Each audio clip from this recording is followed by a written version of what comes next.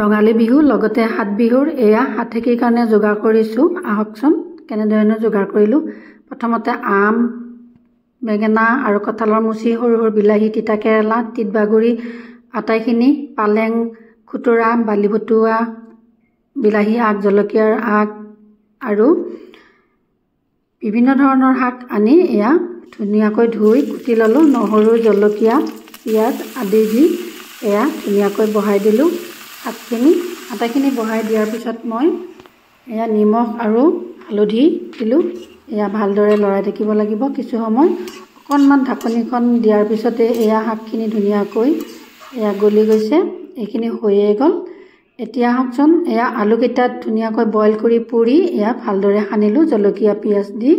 ৰাতিয়ে পন্তা ভাত কৰি ৰাখিছিলোঁ। এনেদৰে মই মাছ আৰু আলু সানা আৰু আলু বুট এনেদৰে ভাজি, শাক ভাজি এনেদৰে মই থালিখন ৰেডি কৰিলোঁ।